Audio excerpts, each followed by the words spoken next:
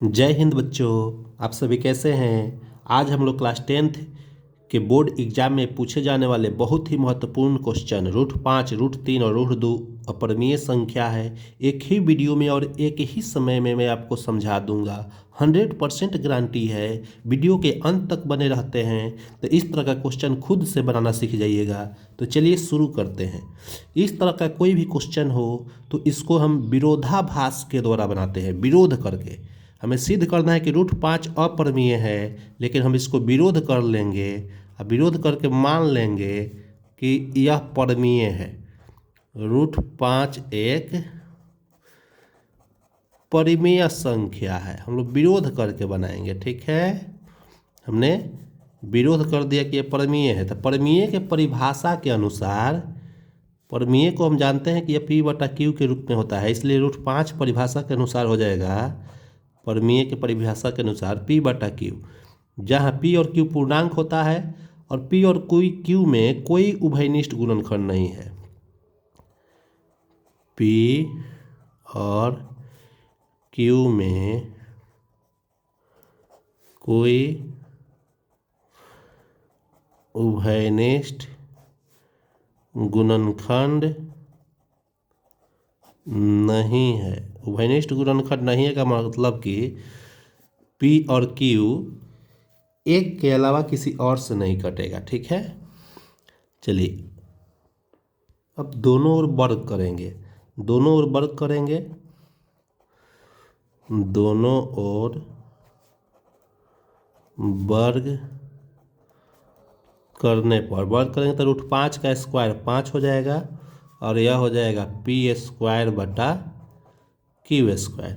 अब क्या करेंगे, देखिए P² बराबर क्या हो जाएगा, 5 Q², तिरछा तिरछी गुना होगा, यहाँ कुछ नहीं तो P² बराबर 5 Q² हो गया। अब यहीं पर थोड़ा ध्यान से समझिए। अब इससे यह निष्कर्ष क्या निकलेगा, ध्यान दीजिएगा। चूंकि है P² बराबर 5 Q², इसका मतलब कि P² 5 से कट जाएगा। अब आप ही यहाँ देख लीजिए तो P² 5 से विभाज्य है, यही इसका निष्कर्ष है। इसलिए अब सोचिए कि जब P² 5 से विभाज्य है तो P भी 5 से विभाज्य होगा, विभाज्य होगा।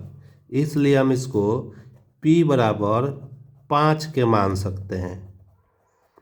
क्योंकि P 5 से विभाज्य है तो P बराबर 5 के हम मान लेंगे, ठीक है। अब इसके मान को हम यहाँ रख देंगे, ठीक है। मान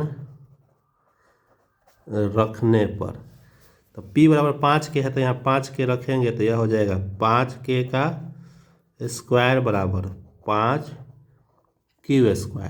तो यह हो जाएगा 5 का स्क्वायर 25 और K² और यह 5 Q² है। 5 से यह 25 कट गया 5 बार में, इसलिए यह यहाँ बच गया Q² और यहाँ बच गया 5 K²।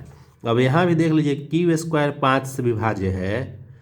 चूँकि यहाँ निष्कर्ष यही है Q² 5 से विभाज्य है, इसलिए Q भी 5 से विभाज्य होगा। अब यहाँ आप देख सकते हैं कि यहाँ P 5 से विभाज्य है, P 5 से विभाज्य है और यहाँ Q भी 5 से विभाज्य है, ठीक है। तो अतः P तथा Q दोनों 5 से विभाज्य है, इसलिए P और Q में उभयनिष्ठ गुणनखंड 5 है, ठीक है। और हमने ऊपर क्या माना था, यहाँ देख लीजिए। ऊपर माना गया था कि P और Q में कोई उभयनिष्ठ गुणनखंड नहीं है, और यहाँ हम लोग जब इसको बनाए तब P और Q में उभयनिष्ठ गुणनखंड 5 निकल गया। ठीक है, तो यहाँ हम लिख सकते हैं कि जबकि हमने माना था कि P और Q में कोई उभयनिष्ठ गुणनखंड नहीं है। ठीक है, तो यहाँ विरोधाभास उत्पन्न हो रहा है। यह विरोधाभास है। हमने माना था कि गुणनखंड उभयनिष्ठ गुणनखंड नहीं है और यहाँ निकल गया कि उभयनिष्ठ गुणनखंड 5 है, तो यह एक विरोधाभास है। अतः हमारी मान्यता गलत थी। अतः हमारी मान्यता गलत थी कि √5 एक परिमेय संख्या है। जब √5 परिमेय संख्या, यह बात गलत है, यह मान्यता गलत है, तो सही क्या है?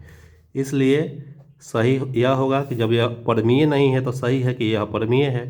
√5 एक अपरिमेय संख्या है, यही हमें सिद्ध करना था। अब देखिए, थोड़ा सा और समय 2 मिनट में आपको मैं समझा दूंगा कि अगर √3 को हमें सिद्ध करना होता तो हम लोग क्या करते। ध्यान दीजिए, तो यहाँ √5 के स्थान पर हम √3 रख लेते। ठीक है, तो यहाँ भी √3 होता, P/Q होता, और दोनों ओर वर्ग करते तो यहाँ पर क्या हो जाता है, यहाँ 3 होता, √3 का स्क्वायर 3 हो जाता। ठीक है, और यहाँ P²/Q² होता। ठीक है, तो उसी प्रकार P² = 3Q² होता। इसी प्रकार हम यहाँ करते आते, इसका मतलब है कि यह P² 3 से विभाज्य है। ठीक है, P² 3 से विभाज्य है, इसका मतलब है जैसे यहाँ पर P² 5Q² है तो P² 5 से विभाज्य है। अगर यहीं √3 रखते तो यहाँ 3 आता, तो यह 3 से विभाज्य है, तो P भी 3 से विभाज्य होगा।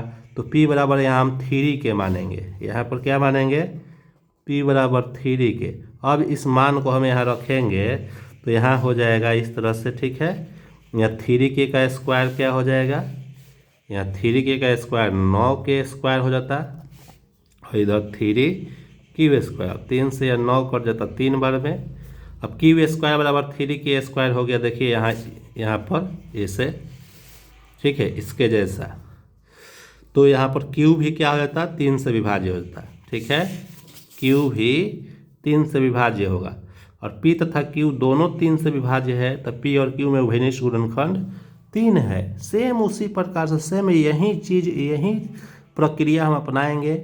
जिस तरह से हम √5 का बनाए हैं उसी तरह से बस √5 के स्थान पर 3 रख देंगे, 2 रख देंगे, और बहुत अच्छा से यही प्रक्रिया से बन जाएगा। सिंपल। ठीक है, तो क्लास आपको कैसा लग रहा है कमेंट बॉक्स में लिखिए। यदि अच्छा लग रहा है तो लाइक शेयर सब्सक्राइब कीजिए, ताकि इसी तरह का क्लास आपको आगे भी मिलता रहे। जय हिंद, जय भारत।